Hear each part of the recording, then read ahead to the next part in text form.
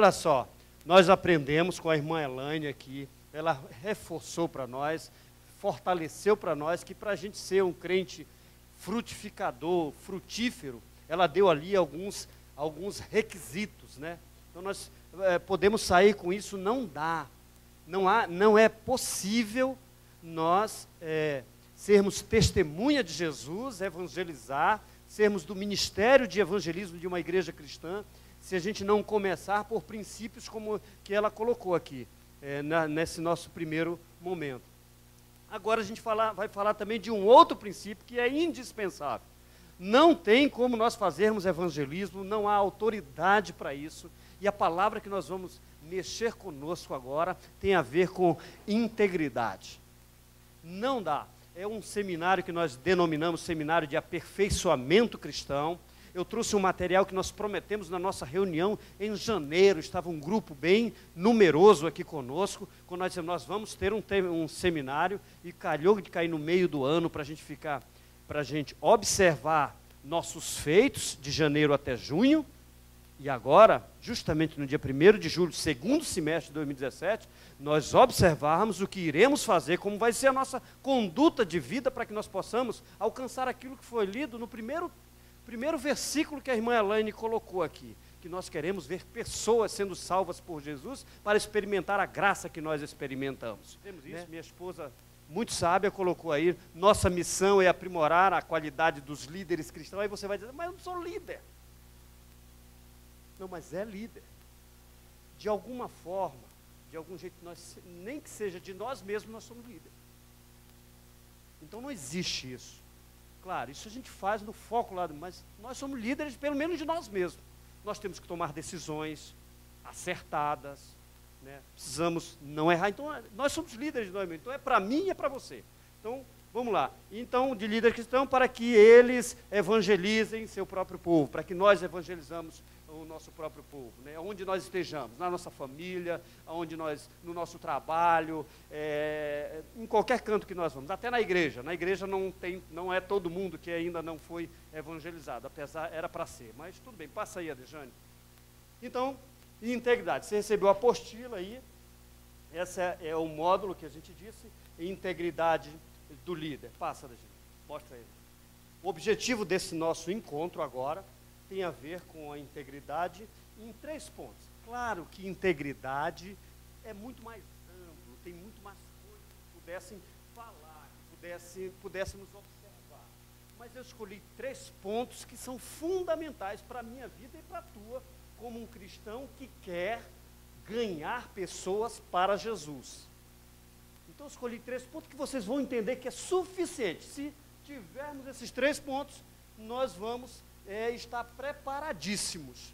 Eu garanto a vocês, pela autoridade do poder de Jesus, se tivermos esses 3 pontos, nós seremos pessoas influentes no meio onde estamos, para ganhar almas para o Senhor Jesus, que é o nosso objetivo como Ministério de Evangelismo. Então, olha só, primeiro uma definição. Nós vamos definir, é preciso ter padrão de Deus, confissão constante e manter-se no caminho. Vamos falar sobre os 3 pontos. Vamos falar sobre pureza moral e arrependimento. Então, esse é o objetivo da nossa lição. Definir quais são os padrões que devemos seguir para que sejamos autoridades, tenhamos autoridades de evangelizar, de falar de Jesus, né? De dizer para uma pessoa que Jesus muda e transforma vidas, né? E pureza moral, vamos falar disso, é importante, você vai ver na sua apostila, e vamos falar de arrependimento. Pode passar, Dejane. Bom, você tem aí na primeira página da sua apostila, eu disse, você vai trabalhar junto comigo, nós vamos juntos aprender aqui, não é uma aula, mas uma aula para todos nós. Então aqui não tem um professor, nós juntos vamos aprender. Daí a gente observa que, conforme o irmão Wanderson acabou de ler, na antiguidade, onde surgiu essa palavra sincera, eles tinham essas estatuetas que eles idolatravam, e quando elas eram fabricadas, que elas saíam completas, perfeitas, então elas eram chamadas de sem cera, que aí criaram essa palavra sincera, que aí está no versículo, na carta de 1 Reis, no capítulo 9, no verso 4 e 5, que Jesus completa dizendo assim, ó, se andares em integridade, então confirmarei o teu trono. Então, preste bem atenção. Deem aí na definição, logo depois do tópico que o Wanderson acabou de ler, integridade é uma qualidade do caráter pela qual o cristão está comprometido com os padrões de Deus. Reconhece e confessa suas falhas e pecados e mantém-se no processo de seguir o que é certo, justo e próprio. Aí observa, Deus tem uma promessa. Se nós formos íntegros, e Deus diz assim, há uma promessa, mas há uma promessa, porém há também um requisito. Ele diz que se nós andarmos com integridade de coração e com sinceridade, ele diz, para fazeres segundo tudo que te mandei e guardares os meus mandamentos e juízos, então, olha a promessa, então, se você fizer isso, se você for íntegro e sincero, ele diz assim, então eu confirmarei o teu trono no teu reino. Há uma promessa, mas há também um requisito. Então, para que Deus confirme almas através de nós, nós precisamos ser íntegros e sinceros. Para que Deus confirme, claro, aqui ele está falando com Salomão a respeito do reino de Salomão, mas você traz para o nosso tempo e veja, eu e você temos requisitos a cumprir diante de Deus para poder alcançarmos a promessa de Deus. E a promessa dele é que ele confirma a prosperidade da nossa vida, seja lá em que área for, ele confirma, se formos íntegros e sinceros. Então, olha só, nós tivemos bons exemplos de integridade, que é o assunto que vai mexer com a nossa alma, e também tivemos péssimos exemplos, maus exemplos de integridade, de pessoas que não são íntegras e que nem se esforçam para isso, né? Nós tivemos esses exemplos. Então, não passa não agora não. Então, prestem bem atenção. Mas quais são, que lições nós podemos aprender dessas duas situações? Pessoas que não são exemplos e pessoas que são exemplos de integridade. Preste bem atenção. Eu escolhi aqui, eu vou dizer para nós, eu escolhi duas lições que a gente tira daqui, para facilitar, para deixar melhor para nós. Primeiro, observe uma coisa, é que integridade não é perfeição. Ou vocês acham que é perfeição? Quem acha que é perfeição? Integridade não é perfeição. Essa é a primeira lição que a gente tira desses dois encontros, de exemplos e não exemplos.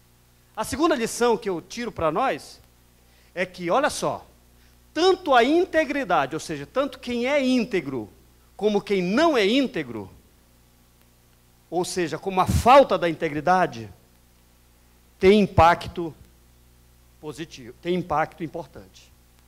Presta atenção. Nós sabemos identificar pessoas que são exemplos de integridade, então ela tem impacto. Então, se nós sabemos identificar, ela impacta, né? Pessoas que nos impactam com integridade. Mas quem não tem integridade também impacta. Olha aí, nós lembramos de nomes aqui.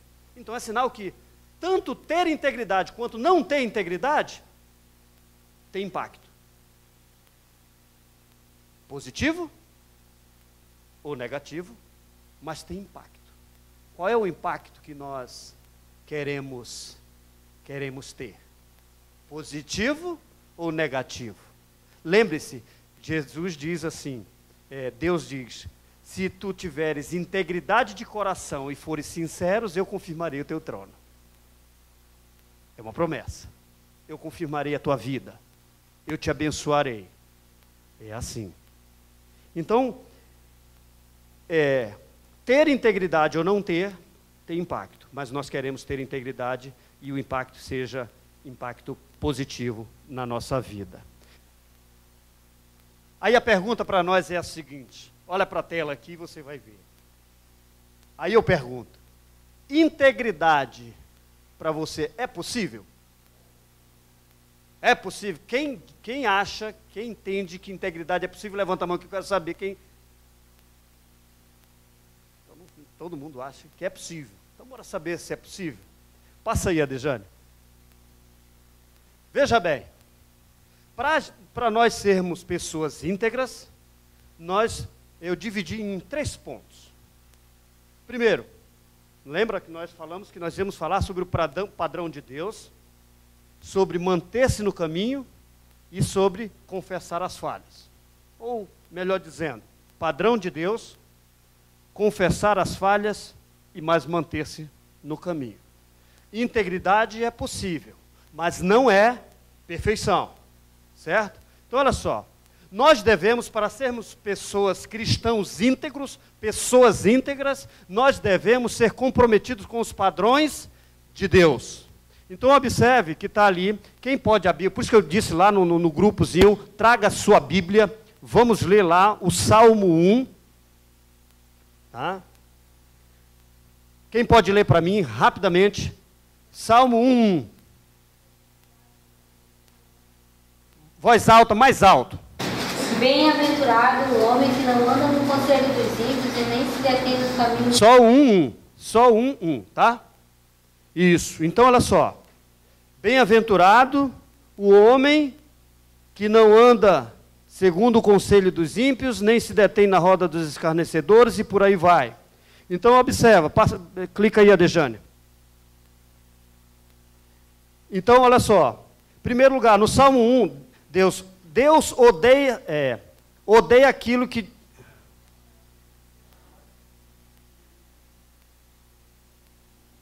Ou seja, para nós termos compromisso com o padrão de Deus, nós devemos odiar o que Deus odeia e se afastar dessas coisas. Olha como Deus diz lá no Salmo 1, que a irmã Helena leu. Bem-aventurados, ou seja, feliz, é aquele que não anda segundo o conselho dos ímpios, não se detém na roda dos escarnecedores, nem se assenta na roda dos zombadores, e por aí vai. Então, odeia o que Deus odeia. Então, é um padrão de Deus. Para que nós sejamos pessoas íntegras, é preciso nós odiarmos coisas que Deus odeia. Está aí no primeiro item. O Salmo 1, 2, quem lê? Antes do seu prazer está na lei do Senhor, e na sua lei medita de noite e de dia. Olha só, no Salmo 1, 2 diz, ele estuda e aplica os padrões de Deus, a palavra, à sua vida. Né? Então, para sermos pessoas íntegras, nós odiamos o que Deus odeia, e nós estudamos e aplicamos esses padrões. Tem coisas que Deus odeia. Você deve estar pensando aí em situações que você sabe que Deus odeia e que nós devemos odiar também. Esse é um padrão de Deus que Ele está dando para nós. E o Salmo 1:3, quem pode ler? Pois será como a árvore plantada junto a ribeiro de águas, a qual dá o seu fruto no seu tempo, as suas folhas não cairão, e tudo quanto fizer prosperará. Olha só, observa, para toda promessa tem um requisito. Nós precisamos odiar o que Deus odeia, nós precisamos estudar a palavra de Deus, meditar nela, aplicar a nossa vida, aí Deus promete, e experimentar os resultados positivos de sua integridade. Então, se eu e você formos íntegros, buscarmos os padrões de Deus, o padrão de Deus é esse, baseado em Salmo 1, de 1 a 3, esse é o padrão de Deus, odiar as coisas que Deus odeia. Depois, ler e estudar a palavra de Deus e aplicá-la na nossa vida. E aí experimentar. Olha só, em todas as promessas de Deus, Ele requer alguma coisa de nós. A irmã Elaine falou aqui, que a gente fica querendo dar ordem para Deus nas orações. E é verdade, hoje em dia o que mais se faz é isso. Mas e os requisitos de Deus? Eu aprendi um tempo passado, uma coisa muito importante. Estava estudando no Rota 66, e uma das coisas que o Dr. Luiz Saião falou é o seguinte, cara, Deus tem uma expectativa sobre mim e sobre você, sabia disso?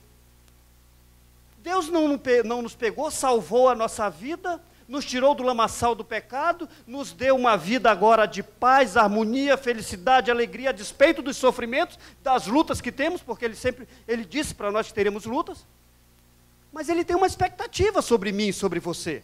Ele quer que eu e você sejamos pessoas íntegras, segundo o seu padrão. Então Deus espera de mim e de você algo. Ele está esperando de mim e de você. Como poderemos evangelizar? Como poderemos ganhar pessoas para Jesus?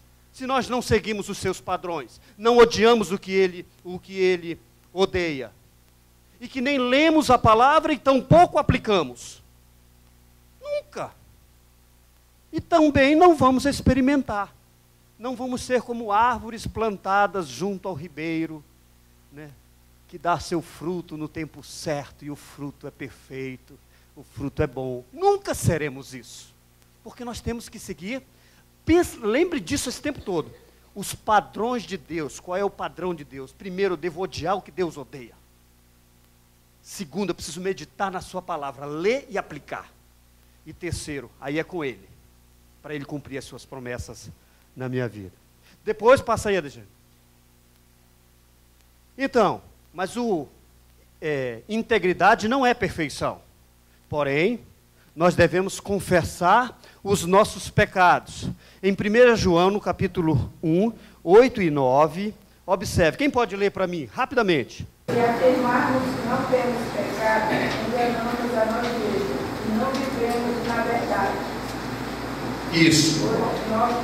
Mas se confessarmos nossos pecados, Ele é fiel e justo para perdoar nossos pecados e nos purificar de toda injustiça. Então, observe que aí tem duas situações. Presta atenção. Nesse versículo 1, 8 e 9, especialmente no 8, Deus trata de uma coisa, olha só. Quem pode ler só o 1, 8? Só o 8. Se afirmarmos que estamos sem pecado, enganamos a nós mesmos. 1, 8, né? Só o 8. Olha o que o 8 está dizendo. Ele está dizendo que nós temos uma natureza pecaminosa. O que ele está dizendo? Que nós somos pecadores. Se a gente não reconhece que é pecador, tchau e bênção, você pode sair da igreja e ir para casa, porque eu e você precisamos reconhecer que nós somos pecadores. Veja bem, em primeiro lugar, nós temos uma natureza. Naturalmente nós somos pecadores. Quem pode ler o 1 João 1,10? O 10, só o versículo 10. Se dissermos que não pecamos, fazemos-nos mentirosos, e sua palavra não está em nós. Agora é uma outra situação. Primeiro, nós somos pecadores, nós temos natureza pecaminosa, e agora nós praticamos o pecado. Olha como foi a leitura. Se dissermos que nós não pecamos, somos o quê? Mentirosos. Todos nós temos uma natureza pecaminosa, nós somos pecadores. Lembra, para a gente aceitar Jesus, é um dos itens na oração que confessamos? Senhor, eu reconheço que eu sou pecador, né? Mas que o Senhor me ama, e que o Senhor mandou o seu Filho para morrer por mim na cruz, e eu reconheço que o Senhor Jesus é o Filho de Deus, e entrego minha vida a Ele para Ele reinar na minha vida. Mas eu reconheço que eu sou pecador, e reconheço também que eu vivo pecando. Tá, esse no versículo 10. Passa aí, clica mais um, Anderson. Não, então tira, essa não é essa aí, não. Então, ou seja, e por último, ele confessa seus pecados. Ele confessa tanto a Deus quanto as pessoas que o ofendeu. Lembra, tem um versículo em Tiago que nós confundimos muito. Lá em Tiago diz que nós devemos confessar os nossos pecados uns aos outros. Há uma grande confusão nisso aí. Primeiro, a gente considera, é por isso que nas igrejas católicas tem o padre, e a gente vai confessar o nosso pecado ao padre. É por isso que os cristãos evangélicos reconhecem que isso está errado. Porque os pecados nós confessamos a Deus, e quando o Tiago diz que a gente deve confessar os nossos pecados uns aos outros, não é pecado de eu chegar e dizer para minha esposa, no sentido de confessar para ela que eu fiz algo de errado. Eu posso até confessar, mas confessar os nossos pecados é, por exemplo, se eu tive alguma intriga com o Samuel, e eu chegar com ele, confessa os seus pecados uns aos outros, ou seja, tratem desse problema, resolvam. Diz, olha, meu irmão, me perdoa, eu fiz isso com você, e ele prontamente vai fazer a mesma coisa. É isso que Tiago está dizendo. Então, esse procedimento lá de confessar o padre morreu. Aquilo ali a gente confessa o nosso pecado a Jesus e trata dos problemas entre nós. É por isso que Tiago fala muito dos resultados dos relacionamentos. Então, confessa os seus pecados. Depois, passa lá, Dejane. Agora, veja bem, não é perfeito, mas nós temos que buscar o padrão de Deus. Depois nós precisamos ser pessoas que confessam, que reconhecem, né, que precisa de Deus, que depende de Deus, confessa os pecados, e depois nós precisamos manter-se no caminho. Se nós não somos perfeitos e buscamos uma integridade, nós precisamos buscar os padrões de Deus, odiar o que Deus odeia, ler e aplicar a palavra de Deus na nossa vida, e esperar os resultados. E quando nós pecamos, porque integridade não é perfeição, mas é possível ser íntegro, conforme vocês disseram, e conforme eu digo também, então eu devo confessar os meus pecados a Deus, reconhecer que eu sou pecador. E por último, eu preciso manter-se no caminho. Aí você vai ver aí na sua apostila, tem aí um homenzinho desenhado com uma rampa. Esse alvo aí seria o padrão de Deus. Então observe aqui um detalhe, o padrão de Deus. Observe que tem umas setinhas subindo a rampa. Então esse homem é um cristão. Então esse camarada, ele é assim, mas observem, ele buscava os padrões de Deus, tem aí o alvozinho lá. Eu disse para vocês que ele era um cara que confessava seus pecados, reconhecia e tudo. E ele mantinha-se no caminho. Observe que mesmo subindo a rampa, ele tem lá os obstáculos dele. Mas ele está o quê? Ele está buscando o alvo, o padrão de Deus, odiar o que Deus odeia. Ele estava aplicando, lendo e aplicando a palavra de Deus em sua vida. E ele mantinha-se no caminho. Olha só, padrão de Deus, confessar suas falhas e manter-se no caminho. Pensem nisso. Nós precisamos, para ser íntegro, é possível, se a gente buscar o padrão de Deus. Aí, ó, confessar e manter-se no caminho. Não pode sair do caminho. Eu preciso reconhecer minhas falhas. Mas eu devo buscar o alvo, o padrão de Deus para a minha vida. Eu preciso odiar aquilo que Deus odeia. Eu preciso ler e aplicar a palavra dele na minha vida. E eu preciso reconhecer que eu sou pecador e que eu tenho falhas. Mas eu não vou desistir. Eu vou permanecer no caminho, ainda que venham os obstáculos. Mas eu vou seguir em busca do alvo. O meu alvo é Cristo. O meu alvo é Deus. O meu alvo é Jesus. E os padrões que eu devo buscar são os padrões de Deus. É esse que, como crente, eu devo buscar. Pensem bem, agora nós vamos ter... Então, para concluir essa parte aqui, eu teria que dizer para vocês duas coisas. A primeira, que eu considero aí, eu botei uma frase aqui, que é assim, esse camarada, ele é um cara que tem uma ética temporária ascendente. Certo? No tempo que ele vai seguindo, mas ele vai seguindo para cima. Ele vai em busca, veja bem, não é perfeição, integridade. Mas ele vai seguindo à frente. Então eu daria esse nome, ética temporária ascendente. Agora é diferente de um caso, como por exemplo, é comerciante. Aí ele diz assim, está lá dentro da igreja, é crente. Aí ele diz assim, olha, eu continuo vendendo ilicitamente. Se um dia, se a fiscalização nunca me pegar, bênção de Deus. Pensou nisso? Bênção de Deus. Mas eu conheço o camarada que faz isso. Vou continuar aqui. Enquanto a fiscalização não pegar, é porque Deus, bênção de Deus. Isso aí eu chamo de ética permanente descendente. Não é? É uma ética que o cara diz que eu vou continuar, é permanente, e ele vai só para o buraco. Descendente.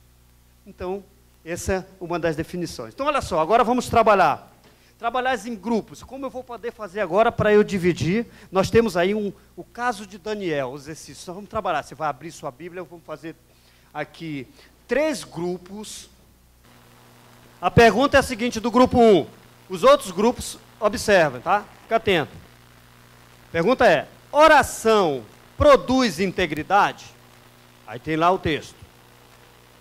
Por que Jesus rejeitou pessoas religiosas? Tem outro texto. O que realmente é necessário para ser uma pessoa íntegra? É você, Rodrigo? Vai responder? Então vai lá. Rapidão. Aqui fala sobre a ação da oração, a qual Daniel, ao passar por uma situação, ele buscou a Deus. E a segunda, a qual está no livro de Mateus 7, 22, que fala sobre aqueles que falam ser cristão, mas não vivem o Evangelho.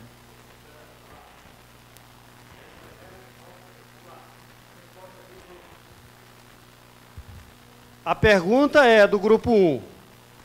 Oração, então, ela produz integridade? Produz. Então aí faz jus a continuidade. Aí Jesus, por que Jesus rejeitou as pessoas religiosas? Quem pode ler Mateus 7, 22 e 23? Você vai ter a resposta. Rapidamente, do grupo 1 aí. Prestem atenção, grupo 2, 3 e 4. 7, 22 e 23. Mateus 7, 22 e 23. Naquele dia, vamos dizer, Senhor, Senhor, porventura não temos nós profetizado em teu nome, e em teu nome não expelimos demônios, e em teu nome não fizemos muitos milagres? Então lhes direi explicadamente: nunca vos conheci, apartai-vos de mim, os que praticam tais iniquidades. Então, prestem bem atenção. Oração produz integridade? Em parte, ela produz. Em parte, a oração é parte de produzir integridade. Porque se Jesus rejeitou aqueles que até os religiosos oravam e faziam tudo, ficaria sem sentido. Mas preste bem. Oração, em parte, produz integridade. Mas é preciso ter o quê? Ter os padrões de Deus.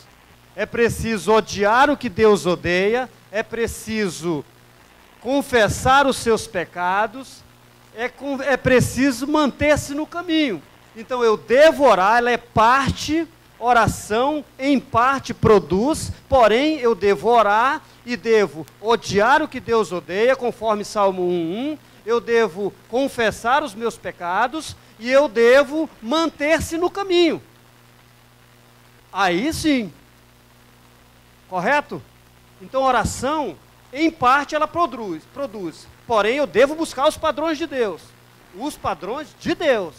Com base em Salmo 1, como nós lemos. Grupo 2, deu para entender aí o grupo 1? Grupo 2 lá com o Vantes, o Samuel, é o Vantes que vai responder? Vamos lá, Vantes.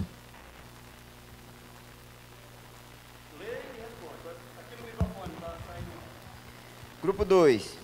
Você aceitaria o emprego de funcionário público que Daniel tinha, sendo o coordenador geral do país de todos os magos, encantadores, caldeus e feiticeiros? A resposta a gente encontramos lá no Daniel 5.11. Nós chegamos à conclusão que sim, se for em obediência a Deus e para atingir seus exclusivos propósitos.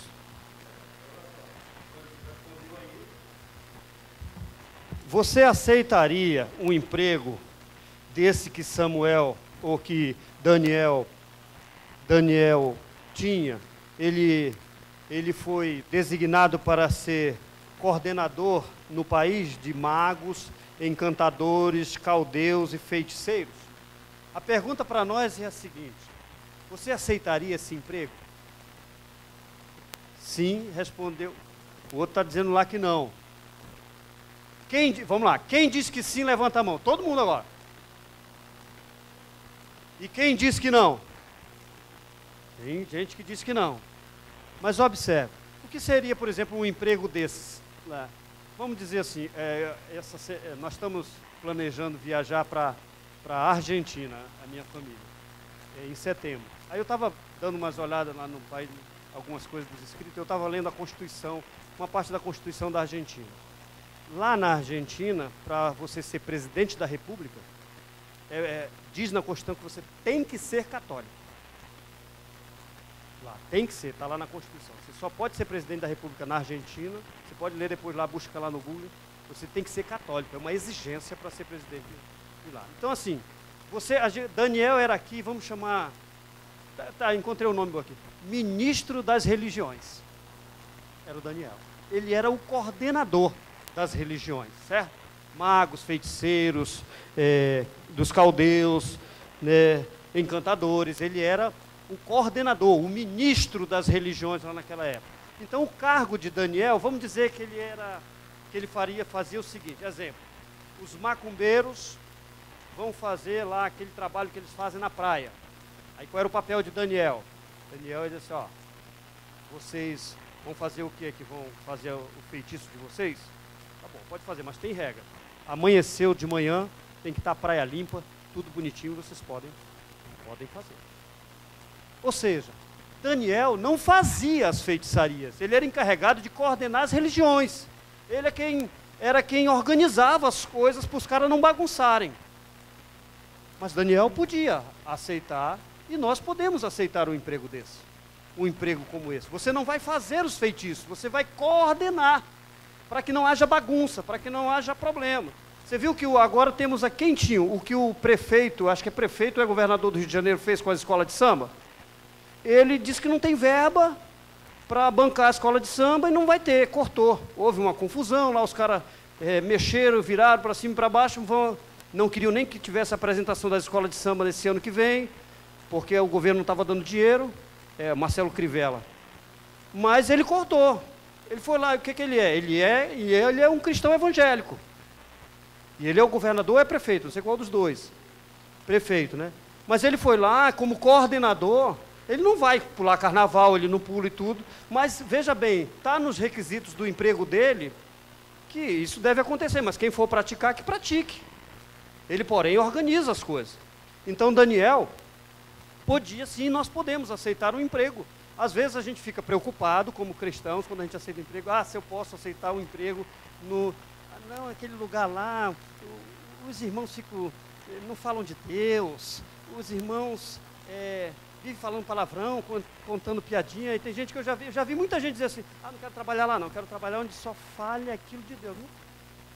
Cara, nós somos Ministério de Evangelismo, é lá que nós devemos estar, é lá que nós devemos dar o bom testemunho, certo? Então, é possível, você aceitaria um emprego como esse? Sim, né? A número 3, para o grupo 3 e o 4 aqui, compartilhe algo que você faz ou fala. Aí tem lá, no seu ambiente profissional que demonstra seu cristianismo diante dos colegas e superiores. Como você precisa modificar seu comportamento? Carlinhos, vai dizer alguma coisa? Rapidamente, 1 minuto. Responde. O meu exemplo é na faculdade, porque eu faço curso de ciências biológicas e o curso é voltado totalmente para a evolução, né?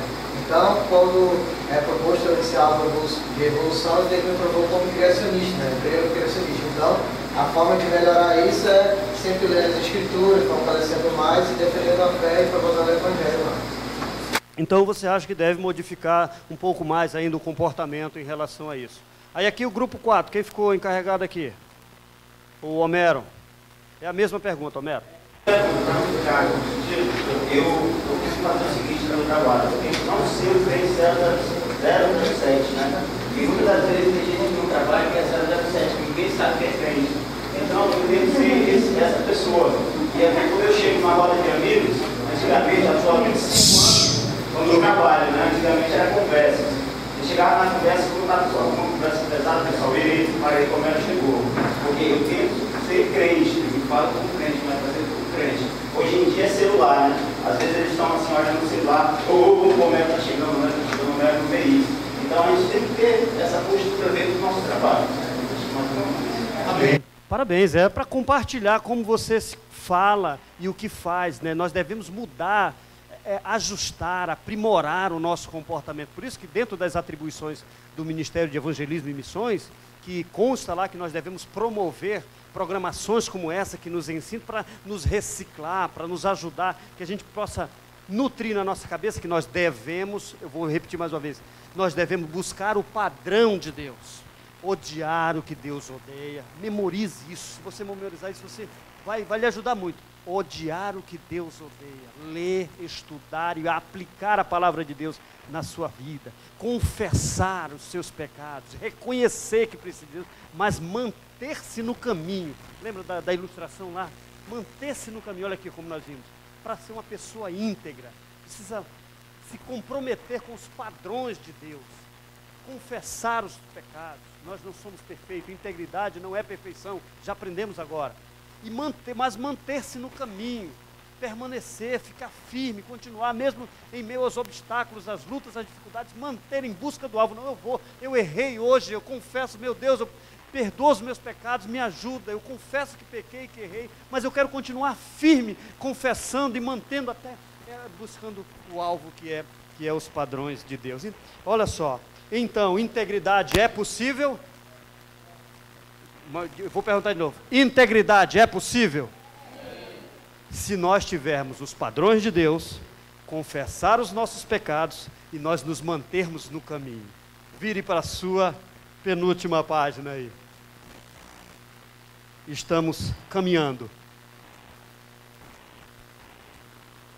Aí agora, do jeito que nós estamos, nós temos aqui, olha, são 3 grupos, mas você vai ficar na mesma disposição, precisa rodar. Mas eu quero que você encontre aí, ó. O grupo 1 continua sendo o mesmo grupo, tá? Para a gente manter, lá da irmã Celi, do Rodrigo até aqui no Lander. Diz o seguinte, olha só, é o estudo do caso de Davi. Fique bem atento nessa lição. E você não será mais o mesmo no reino de Deus. Escute o que eu estou lhe falando. Que relação, grupo 1, que relação podemos fazer entre a queda moral, a ociosidade de Davi e a vulnerabilidade de Batseba? Como isso se explica na realidade que vivemos hoje em dia? Para o grupo 1, eu queria que vocês dissessem, para ficar mais fácil, para vocês dissessem o seguinte: quais foram, tem o texto, está aí, vocês vão ler, ó, 2 Samuel 11:1, tá? Vocês vão ler aí. Quais foram os erros de Davi e quais foram os erros de Batseba? Aí você vai colocar, erros de Davi. Coloca aí, tá vendo aqui, ó. Faça essa ilustração como eu coloquei aqui no slide, ó. Aqui você vai colocar os erros de Davi, é a queda moral. E lá, a vulnerabilidade de Batseba. Você vai escrever aqui, você faz aí na sua apostila. Esse é o grupo 1. Grupo 2 lá com o Vantes, a turmazinha lá de trás. É assim, ó. Uma grande queda começa com pequenos passos. Dê um nome para cada um dos degraus da escada descendente. Lá na escadinha tem um versículo e você vai dizendo, você vai seguindo. Começando com a ociosidade, está lá, de Davi até o assassinato de Urias. Está aí o texto. 2 Samuel 11:1 até o 26. É o efeito dominó, um abismo chama o outro. Eu lembro que o pastor Jactan já disse isso num culto, numa pregação. Ele disse assim, quando a gente não se desvia da igreja de uma vez só. A gente vem descendo degrau por degrau até se deparar. Então esse é do grupo 2, deu para entender aí, Vantes? Cada degrau da escada você vai dizer quais foram os passos, com base no versículo, está bem facinho aí.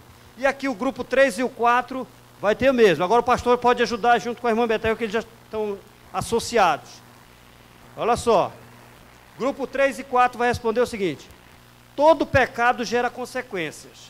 Leia as referências abaixo, aí tem lá os versículozinhos, né? Aí em 2 Samuel 11, 12 e também no Salmo que ele escreveu. E liste as consequências do pecado de Davi. Legal isso aí, ó? Preste bem atenção. 11, 27, Salmo 32, 3 e 4, 12, 9, 12, 10, 12, 12, 12, 4. Esse o grupo 3 e 4 vão responder essas questões aí. Vamos lá? 3 minutinhos. Jogo rápido. Lembre-se, se você errar, não se preocupe com isso não. Esse é o estudo do caso de Davi. Nós estudamos o estudo do caso de Daniel. Isso vai nos ajudar muito, tenho certeza disso. Grupo 1, ali da irmã Celi aqui para frente, para até a fila da Fátima. Vamos lá, vamos relacionar. O Rafael vai dizer aí? Pode ser? Então o Rafael tem a voz grossa, então não precisa ir para aí. Passa a imagem aí, Adejane. Vamos lá, atenção pessoal, presta atenção aqui. Nosso treinamento, então...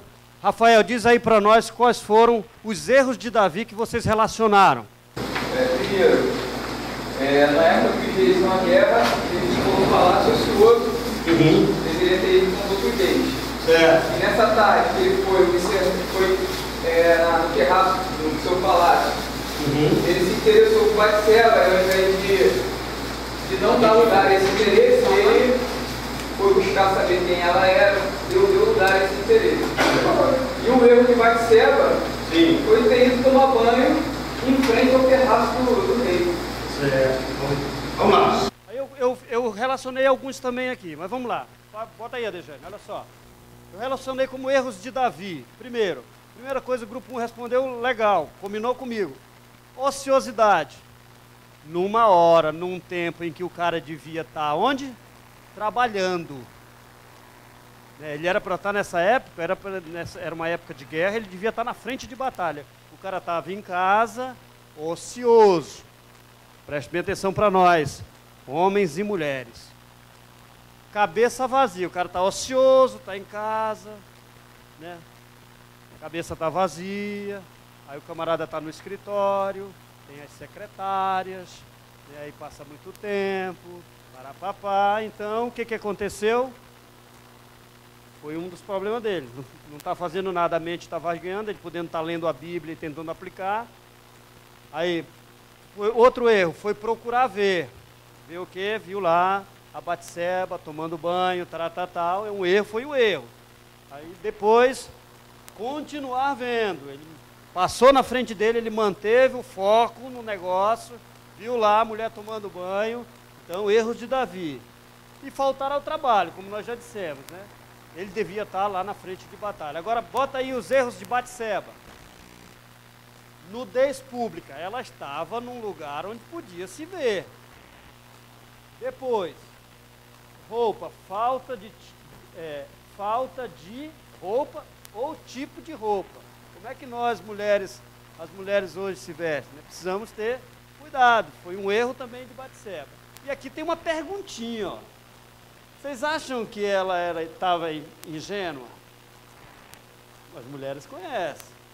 Ela estava ali, talvez, o marido trabalhando, o Urias lá na guerra, aí ela foi tomar banho num lugar que dava para se ver, ofereceu condições, né? E aí deu no que deu. Então, vocês acham que a mulher é ingênua? Não. Acho que aí tinha alguma coisa a mais. Beleza, grupo 1? Exatamente. Tinha esses cuidados para ter. Grupo 2, vamos lá, Avantes. Levanta aí e diz assim: uma grande queda começa com pequenos passos, como diz o pastor Jactan falou. Dê um nome para cada degrau, começando com a ociosidade. Vamos lá, Avantes.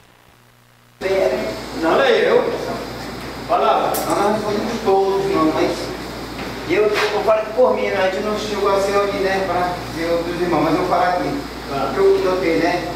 Eu não vou entrar na questão da subjetiva da moça lá, né? Se ela não entrar, mas tá, quanto a Davi, a questão da cobiça, ele estava ansioso e tal. Versículo 11:2 é o degrau, cobiçou. Né? Versículo 11:3. 11:3 é aquele mau interesse, né? Ele se interessou e tal, e por mal, né? 11.4a, mau uso da autoridade, por isso que eu vi aqui, mau uso da autoridade, ele era rei, na verdade aqui ele perdeu, aqui no 11.3 também, aquela falta de integridade, né? Ele perdeu a integridade ali, porque ele sabia que podia ser errado, né? Mau uso da autoridade. Aí no 11.4b é a prática, né? Já a exteriorização do pecado. Certo. 11.5 temos aí, digamos assim, eu botei aqui a primeira consequência, né? Sim. Do erro. No 11.6, o segundo mau uso da autoridade, né? Que ele já viu que ele tinha que resolver isso, foi um problema e tal. Certo. Aí chamou o Urias. Aí o resto não respondeu, quando não respondeu. Então vamos lá, beleza, Avantes. Olha aqui. Então aqui, eu separei para nós também algumas respostas. Com base no versículo 11, o primeiro degrau, o Avantes respondeu lá, cobiçou. Bota aí, Alexandre. Então ele cobiçou. No 11:2, Davi olhou e cobiçou. No 11:3, Davi procurou mais informações, ele procurou saber quem era aquela mulher, lembra? Quem é aquela mulher? Aí disseram para ele, é a mulher do teu servo, tal. Aí no 11:4a, ele marcou o encontro com ela, né? Aí no 11, 4b, ele pegou, chamou ela e consumou o ato. No 11, 5, ele começou a descobrir as consequências negativas, né? Descobriu as consequências. No 11, 6, 13, 6 a 13, ele tentou acobertar. Lembra, ele tentou esconder, fez toda aquela tramóia, tal da história que a gente conhece. No 11, 14 a 17, aí ele começou a ir descendo mais o degrau ainda da falta de integridade. Ele maquinou o assassinato, ele planejou assassinar o marido da Batseba. E no 11, 18 a 26, ele banalizou o projeto inteiro. O que ele fez? Qual era o projeto inteiro? Meu irmão, a guerra. Deus tinha mandado eles guerrearem para ganhar aquele povo. E Davi fez pouco caso da sua missão. Primeiro ele ficou em casa, ocioso, onde ele devia estar trabalhando, onde ele devia estar à frente do povo.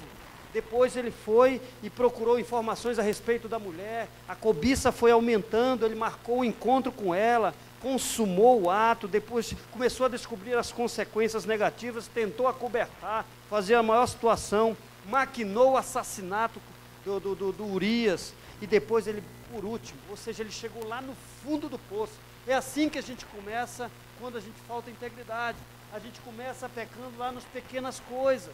A gente começa não vindo para a igreja, aí a gente começa a dizer que assistindo pela televisão vai bem, né? Aí, não é? Aí a gente começa a saber melhores informações, aí depois nem assiste mais em casa, aí quando o irmão chega, encontra, como foi o culto? Foi que o pastor pregou, e o cara está lá esfriando, aí começa a não vir, aí ele começou a vir no culto das 6 da manhã, todo empolgado, depois não veio mais, aí no das, quarta-feira eu vou no da noite, aí depois não foi mais, e aí ele vai descendo escada, ladeira abaixo, vai descendo, vai se aprofundando, vai se metendo nos pecados, quando ele pensa que não, toda a vida dele foi banalizada.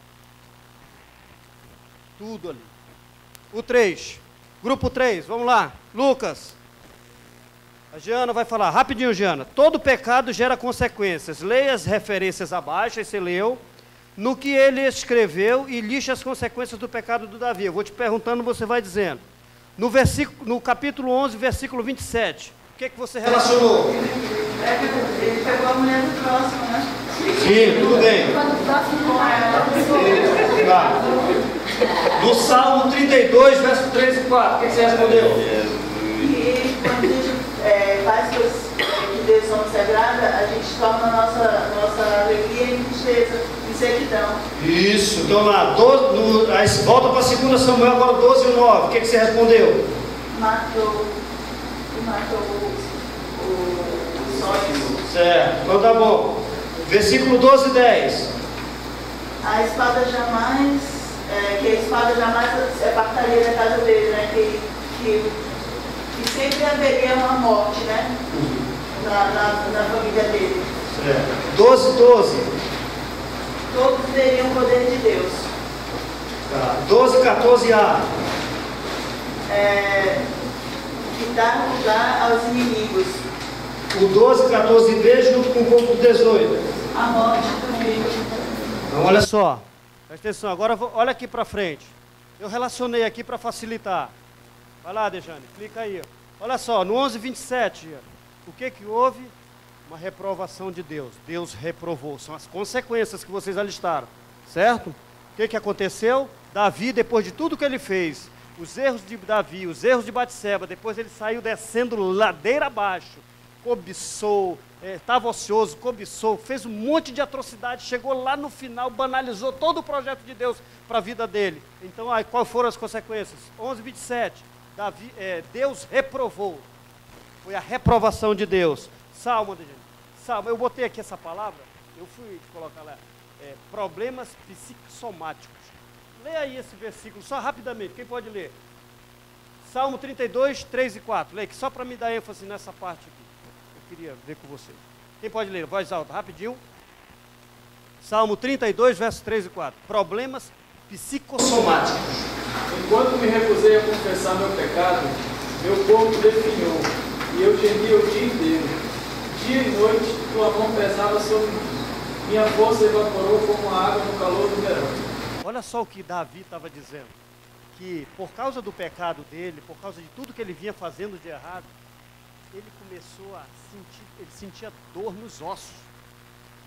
Os problemas psicossomáticos têm a ver com isso. Depois você pesquisa lá, o pecado, gente, dói na gente. O pecado parece, trata dele como uma coisa abstrata, porém, causador na parte física. Davi está dizendo que tudo aquilo que ele estava fazendo, ele calava o pecado, ele sentia dor nos ossos.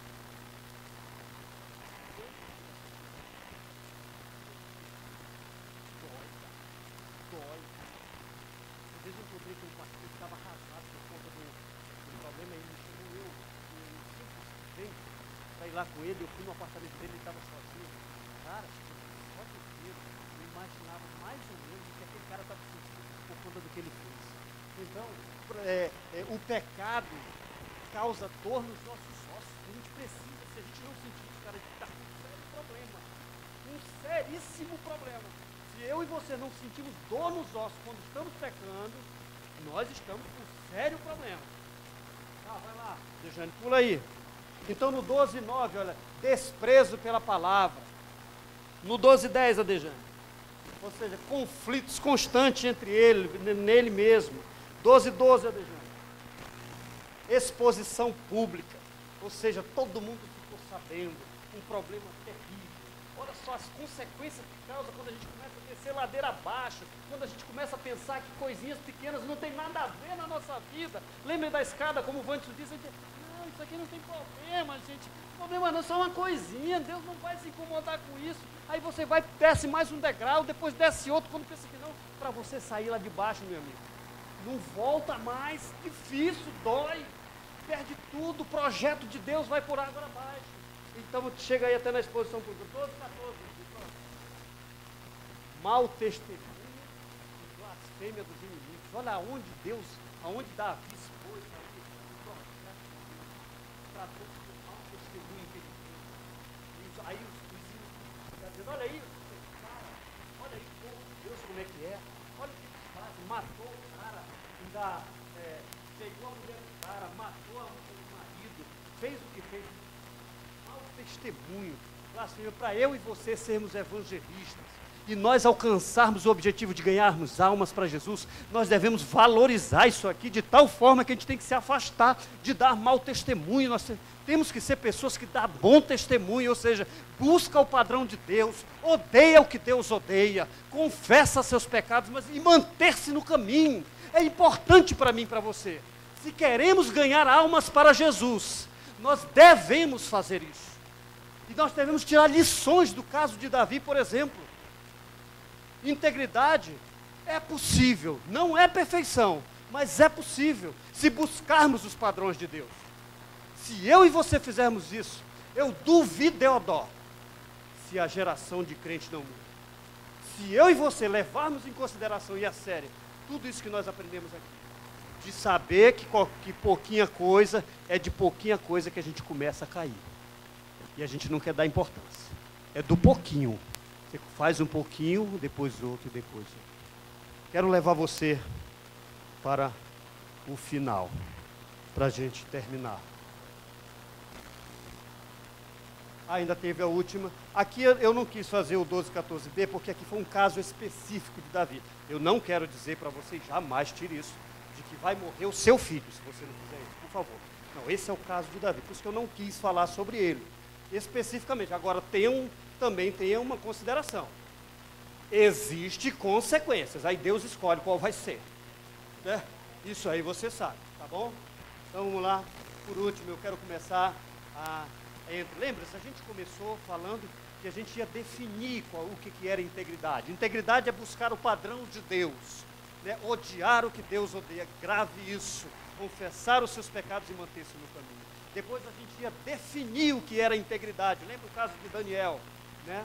e tratamos da pureza moral do cristão, crente que quer evangelizar, que quer ganhar almas para Jesus, ele tem que levar em consideração esses quesitos para a vida dele. Se ele levar, ele não será o mesmo, ele será uma bênção, será como Deus disse lá na sua promessa. Ele vai, se eu for íntegro de coração e sincero, ele confirmará o meu trono no reino. E se ele for íntegro e sincero, eu também, ele será como uma árvore plantada junto do ribeiro, né, que dará o fruto na hora certa, e o fruto será perfeito.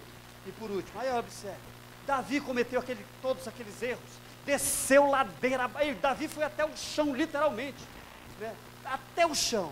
Mas aí está a diferença do grande Davi. E é nisso que nós vamos terminar. Prestem bem atenção, eu e você que queremos ganhar almas para Jesus, que queremos ser diferentes agora a partir do segundo semestre, na Igreja Batista União, na Igreja de Jesus Cristo, nós queremos ser diferentes. Davi foi aquilo que nós devemos fazer. Olha o que Davi fez. Aí tem lá na sua segunda. Davi pede compaixão de Deus. Olha só o que ele diz. Por causa do teu amor, ó Deus, tem misericórdia de mim. Por causa da tua grande compaixão, apaga os meus pecados. Esse Salmo 51 foi justamente logo depois dos episódios. Foi logo que Davi se levantou do chão, ele pegou e escreveu isso aí. E ele diz assim: purifica-me de todas as minhas maldades e lava-me do meu pecado. O que é que ele disse? Busca o padrão de Deus. Eu confesso, ele estava pedindo compaixão. A palavra compaixão, ela tem um sentido para diferenciar de graça, de misericórdia. Compaixão, você imagina uma mola grande, e quando você pede compaixão, aí é como se Deus pegasse essa mola e botasse embaixo dos seus pés e empurrasse com a mola. Deus tem compaixão, me joga para frente, Deus, me empurra, vai Deus, me ajuda. A palavra compaixão dá essa conotação de que Deus, nós estamos pedindo para que Deus nos empurre para frente, não nos deixe no chão, arrasados, destruídos, mas nos empurre. Deus tem compaixão. Olha só que ele pede compaixão de Deus e perdão pelos seus pecados. Pensem nisso, vai Adejane. Ele admite que é pecador. 2, ele confessa, admite que é um pecador, ele confessa, lá no 4 e 5, contra ti eu pequei, olha só, confessou, somente contra ti fiz o que detestas. Tu tens razão quando me julgas, e estás certo quando me condenas. De fato, tenho sido mau. Desde que nasci, tenho sido pecador, desde o dia em que fui concebido. 2 coisas para a gente relembrar, anota aí do seu lado. Primeiro, atitude de pecar. Ele pecou. Depois, ele tem uma natureza de pecado. Lembra-se, nós aprendemos isso logo no início. Nós temos uma natureza, nós somos pecadores. E Davi, além de ser pecador, ele confessa: eu sou pecador e pequei contra o Senhor. Ele cometeu. Então lá no 4, ele passa deixando. Davi concorda com a expectativa de Deus de que ele retorne a integridade que nós estamos procurando. Olha só o que ele diz: o que tu queres é um coração sincero. Olha só, Davi concorda com Deus, o que tu quer é um coração sincero, um coração íntegro. Enche o meu coração com a tua sabedoria, Deus. Davi está se reerguendo, pediu compaixão, confessou os pecados, reconheceu os seus atos de pecado e se reconhece que é pecador, né? Aí ele concorda aqui: o que tu queres é um coração sincero. Próximo, Adejane. Não, está aqui já, 5. Confia que Deus o perdoará totalmente. Olha o que ele diz lá no Salmo: tira de mim o meu pecado e ficarei limpo. Ou seja, ele pede para tirar o pecado e ele confirma: Deus vai tirar, ele acredita, vai me livrar desse pecado, lava-me e ficarei limpo e branco como a neve. Davi confessa, confia que Deus o perdoará totalmente. Aí vem no próximo texto, diz assim, aí Davi começa a pedir. Olha só, Davi pede compaixão, Deus o empurra como uma mola. Vai, meu filho, vai que eu vou te ajudar, eu te perdoo, eu te limpo. Aí agora Davi já sente isso. Olha o que ele sente, ele agora começa a pedir de Deus. E olha o que ele começa a pedir de Deus. Ele diz assim, ele começa a pedir alegria. Olha assim: faze-me ouvir outra vez os sons de alegria e de felicidade. Ele pede alegria. Depois ele diz: e ainda que tenhas me esmagado e quebrado. Olha o que Deus fez com ele, lembra-se? Deus reprovou ele. Eu serei feliz de novo, ou seja, esperança. Davi começa a ter esperança. Né? Aí olha só, não olhes para os meus pecados e apaga todas as minhas maldades.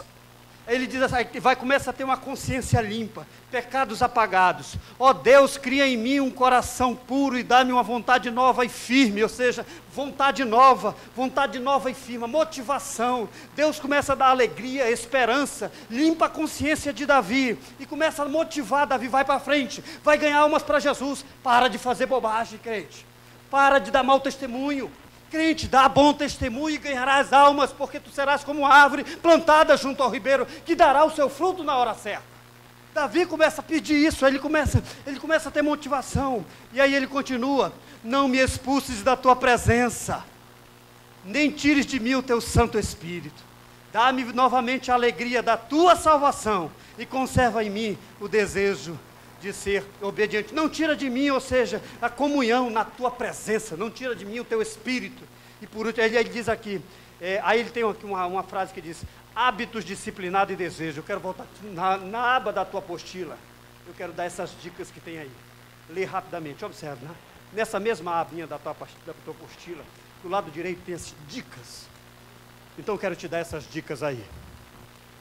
Como se relacionar com o sexo oposto de forma a evitar os perigos na área moral. Lembra-se, nós estamos falando de pureza moral. Como nós vamos fazer isso?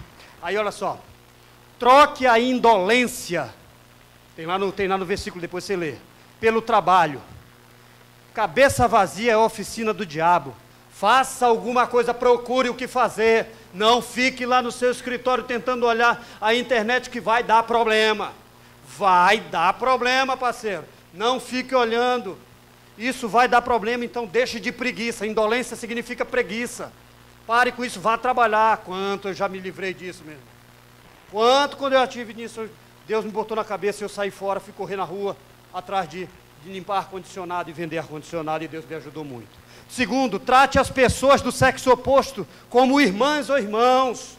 Nada de ficar passando a mãozinha, segundo as intenções, para com isso. É o 2, entendeu? Está lá em Timóteo.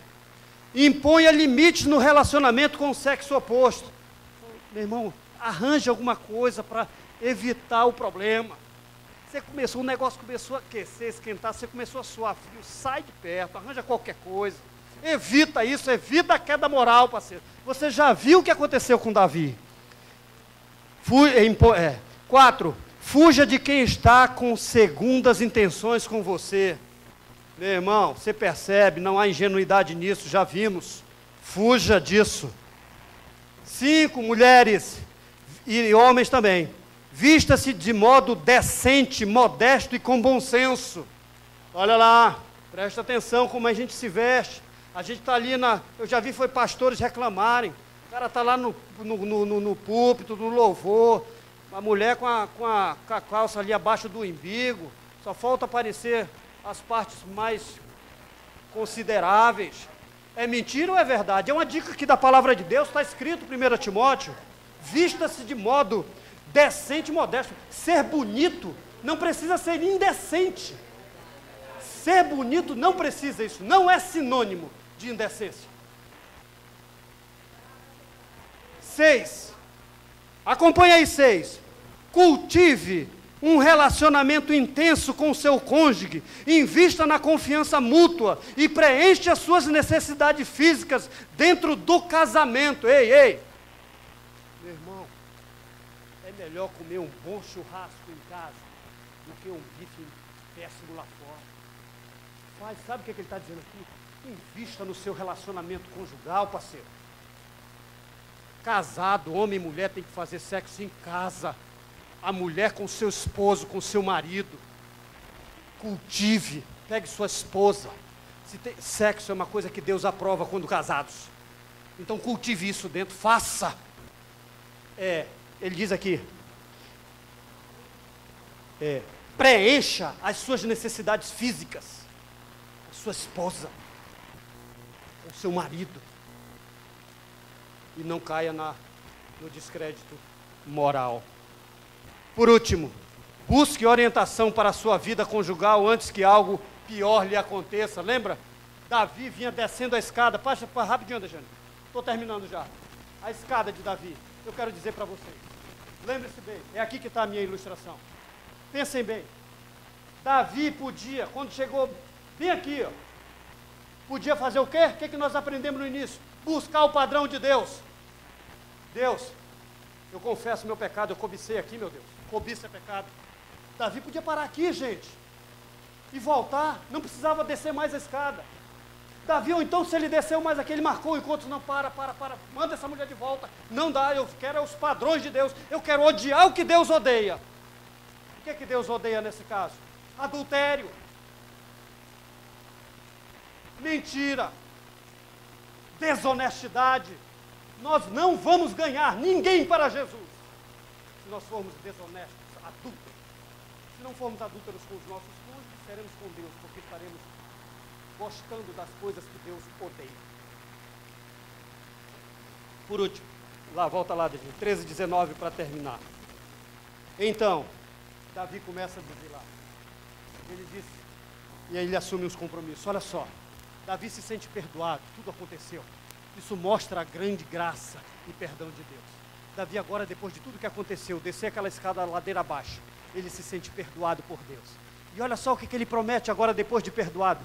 Rapaz, é impossível uma pessoa aceitar Jesus, sentir a graça de Jesus Cristo e não dizer assim, meu Deus, eu agora quero te servir. Meu Deus, eu quero estar na tua casa aprendendo do Senhor. Meu Deus, eu quero estar num sábado treinando para eu ganhar almas para Jesus com integridade, porque é possível. Não é perfeição, mas é possível. Aí Davi começa a dizer assim, ó, então, agora perdoado, olha só. Então, ensinarei aos desobedientes as tuas leis, e eles voltarão a ti. Ó Deus, meu Salvador, livra-me da morte, e com alegria eu anunciarei. Primeiro eu ensinarei, darei testemunho. Depois, então eu anunciarei. Olha aí, ministério de evangelismo, eu vou evangelizar. Anote ali, ó. Testemunho, evangelismo. Depois ele diz assim, ó Senhor, põe as palavras certas na minha boca, e eu te louvarei. Agora eu vou viver louvando ao Senhor, cantando, sendo honesto, praticando, orando, lendo a palavra de Deus. Tu não queres que eu te ofereça sacrifício, tu não gostas de que animais sejam queimados como oferta a ti. Ó Deus, o meu sacrifício é um espírito humilde. Olha só, tu não rejeitarás um coração humilde e arrependido. Ó Deus, com a tua bondade ajuda Jerusalém e constrói de novo as suas muralhas. Então terás prazer em receber os sacrifícios certos e os animais que são totalmente queimados. E touros novos, e assim vai. Então Davi, depois de se sentir perdoado, ele começa. Ele diz, eu vou dar bom testemunho agora, eu serei uma pessoa íntegra. Depois de ser uma pessoa íntegra, agora sim, eu vou falar de Jesus Cristo. Agora sim, estou perdoado. Depois eu vou viver louvando, agradecendo a Deus, dando dízimo, ajudando as pessoas, cantando louvores. Depois eu vou consagrar a minha vida ao Senhor. Terminando, do ladinho da sua apostila tem no final aí. Olhe para cá. Vou preferir que você olhe. Nós tratamos de integridade. Falamos do padrão de Deus. Odiar o que Deus odeia. Confessar os pecados e manter-se no caminho. Falamos que temos que ter pureza moral. E depois devemos se arrepender dos nossos pecados. Olha aqui que diz. Provérbios 28, 30. Aquele que esconde as suas transgressões jamais prosperará. Nunca vamos ganhar uma pessoa para Jesus. Vamos andar aí à toa, distribuindo folhetos nos terminais, onde quer que seja. Onde é que tu quer evangelizar? Aquele que esconde as suas transgressões não vai conseguir. Não vai. Perdão. Desculpa, não. Mas aquele que as confessa e as deixa alcançará misericórdia. Baixa a tua cabeça para a gente orar. Pai, nós estamos aqui agradecendo ao Senhor por essa manhã especial. Muito obrigado pela visão que o Senhor dá a esta igreja, de investir em nós, para que nós possamos buscar arrependimento, termos um padrão moral saudável, confessar quando erramos, mas acima de tudo buscar os teus padrões. Nesta manhã nós ouvimos a palavra da irmã Elaine que o Senhor trouxe para nós e agora essa lição. Nos ajuda como ministério de evangelismo, para que a gente possa buscar ter integridade, mesmo sabendo que integridade não é perfeição, mas reconhecendo que com integridade e sinceridade de coração, o Senhor confirmará o nosso trono no reino. Muito obrigado, Jesus, perdoa os nossos pecados, dai-nos a tua bênção e purifica o nosso ser, e ajuda. Muito obrigado por esta hora, nós te agradecemos, em nome de Jesus, o nosso Salvador. Amém, amém e amém. Gente, muito obrigado. Assim como nós aprendemos que Deus tem uma expectativa sobre nós, agora nós vamos entregar...